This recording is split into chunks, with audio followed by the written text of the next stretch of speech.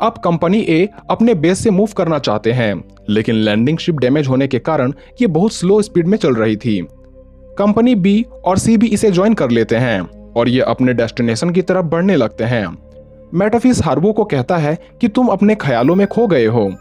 हार्वो बताता है कि जब इस मिशन को बंद करना था तो इस मिशन को शुरू ही क्यों किया गया।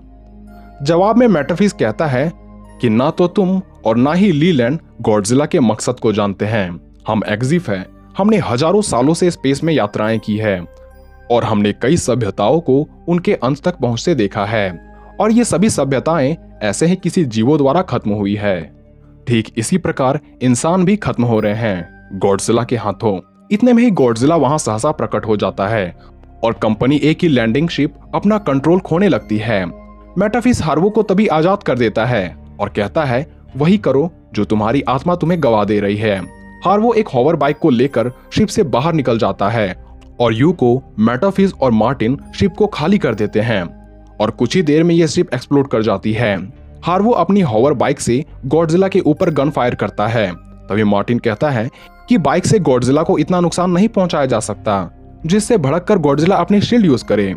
हार्वो अपने बाइक को काफी ऊंचाइयों में ले जाकर वो गॉडजिला पर डायरेक्टली अटैक करना चाहता है, लेकिन गॉडजिला पर अपनी बाइक क्रैश करने से पहले वो देखता है कि लीलैंड गॉडजिला के ऊपर अटैक करना शुरू कर दिया है, जिसके कारण गॉडजिला अपने शील्ड को डिप्लॉय करता है और अपनी एटॉमिक ब्रीथ से लीलैंड की तरफ शूट कर देता है।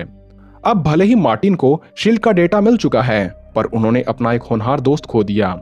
खैर, इस डाटा से ये जानकारी मिलती है कि गॉडजिला का ये ऑर्गन उसके डोर्सल प्लेट में है।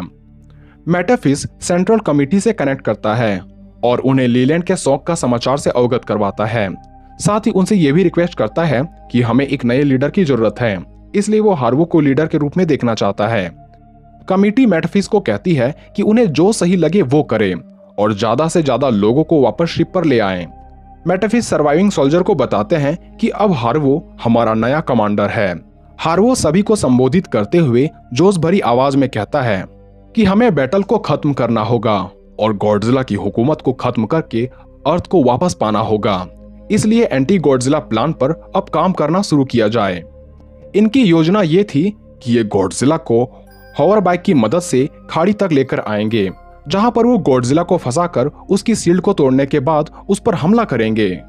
सभी टीम इस प्लान पर काम करना शुरू कर देते हैं, जहां गॉडजिला पर कुछ हॉवर बाइक द्वारा हमला किया जाता है, पर गॉडजिला की एटॉमिक ब्रीथ और फ्लाइंग क्रिएचर के द्वारा कई लोग मारे जाते हैं। परेशान होकर हार्वो शिप से गॉडजिला के ऊपर थर्मो प्रेशर वॉरहेड से हमला करने को कहता है। तब हार्वो को बताया जाता है कि अगर शिप तबाह हो गई तो वो वापस घर नहीं जा पाएंगे। हार्वो उनसे कहता है कि वो पहले से ही अपने घर पर ही है। अब शिप गॉडजिला के ऊपर फ्लाई करती है और उस पर वॉरहेड घेरे जाते हैं, जिसके कारण गॉडजिला गुस्से में आकर शिप की और एटॉमिक ब्रीथ शूट कर देता है। किसी तरह से शिप में मौजूद एडम वहां से कूद जाता है, पर शिप पूरी तरह से नष्ट हो जाती है। इस बीच सबसे अच्छी बात तो ये रही कि गॉडजिला अपने टारगेट पॉइंट पर आ चुका था और ये टीम पहाड़ियों पर लगी बॉम्ब को एक्सप्लोड कर देते हैं, जिसके कारण आसपास का मलबा गॉडजिला के ऊपर गिर जाता है और गॉडजिला इस जगह पर फंस जाता है। तभी सभी सोल्जर गॉडजिला पर लगातार अटैक करना शुरू कर देते हैं। देखते ही देखते गॉडजिला की शील्ड नष्ट हो जाती है, पर हैरान करने वाली बात तो ये थी कि ये शील्ड कुछ ही देर में खुद को रीजनरेट कर लेती है और शील्ड पूरी तरह से रिस्टोर हो जाती है।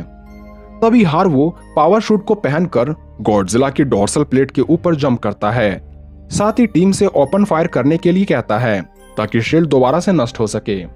पुनः शील्ड के नष्ट होते ही हार्वो गॉडजिला के ऑर्गन पर EMP एम्पलीफायर लगा देता है। बाकी सोल्जर भी ठीक हार्वो की तरह करते हैं।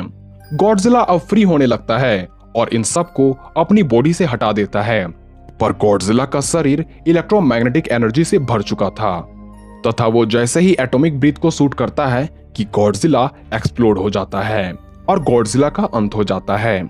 इस उपलब्धि से सभी बहुत खुश होते हैं कि तभी प्रोफेसर मार्टिन लजारी हार्वो को बताता है कि शायद जिस गॉडजिला को हमने मारा है वो गॉडजिला नहीं था। वो गॉडजिला नहीं था जिसने अर्थ पर साल 2048 में हमला किया था। इस पर हार्वो कहता है कि ये गॉडजिला भी सेम एबिलिटी रखता था जैसे कि उनके रिकॉर्ड में दर्ज किया गया है। मार्टिन बताते हैं कि इसी वजह से मुझे लगता है ये दूसरा गॉडजिला था। क्योंकि जीवन समय के साथ काफी परिवर्तित होती है और ये शरीर में ढेर सारे बदलाव लाते हैं, और ये चीज मुझे खटक रही है कि 10,000 सालों बाद भी गॉडजिला वैसे का वैसा ही था, यानी असली मुसीबत से शायद हमारा सामना अभी तक नहीं हुआ है। जिस पर हार्वो कहता है कि चाहे मुसीबत कोई भी हो, हम खुद को और भी बेहतर बनाएंगे एवं उस मुसीबत का भी अंत कर देंगे, क्योंकि हमने ये साबित कर दिखाया है कि गॉडजिला को भी मारा जा सकता है। और तभी अचानक वहां की धरती कांप उठती है। एक सैनिक कंप्यूटर में यह डिटेक्ट करता है कि 2 किलोमीटर की रेंज के भीतर ही एक जीव फिर से उत्पन्न हो रहा है, और यह सिग्नल धीरे धीरे बढ़ने लगती है। डेटा से यह जानकारी निकलती है कि यह सिग्नल इस गॉडजिला के मुकाबले भी कहीं अधिक विशाल और ताकतवर है। तभी अचानक वहां एक पहाड़ पर एक्सप्लोजन होती है और इन्हें वहां गॉडजिला जैसे डॉर्सल प्लेट भी दिखाई देते हैं। कंप्यूटर डिटेक्ट करता है कि यह जीव 300 मीटर ऊंचा और 1 लाख मैट्रिक टन से भी ज्यादा भारी है। हार्वो कहता है कि इतना बड़ा जीव कैसे हो सकता है।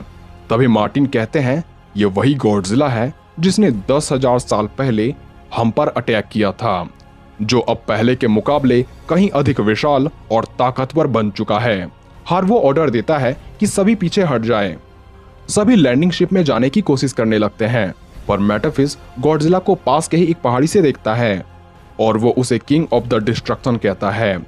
और तभी गॉडजिला अपनी रॉर करता है और अपनी सुपर ऑसिलेटरी वेब से ऊपर जा रही शिप को नष्ट कर देता है।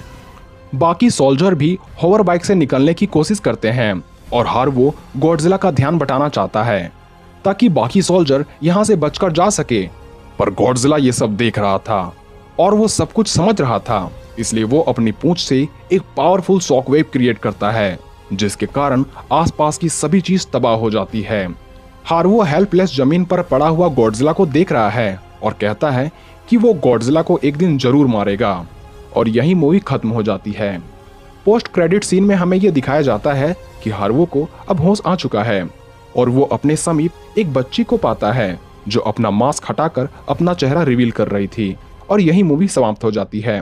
तो उम्मीद है ये वीडियो आपको पसंद आई होगी। तो ऐसे वीडियोस देखने के लिए हमारे चैनल से जुड़े रहें और दूसरे पार्ट के लिए हमें जरूर कमेंट करें।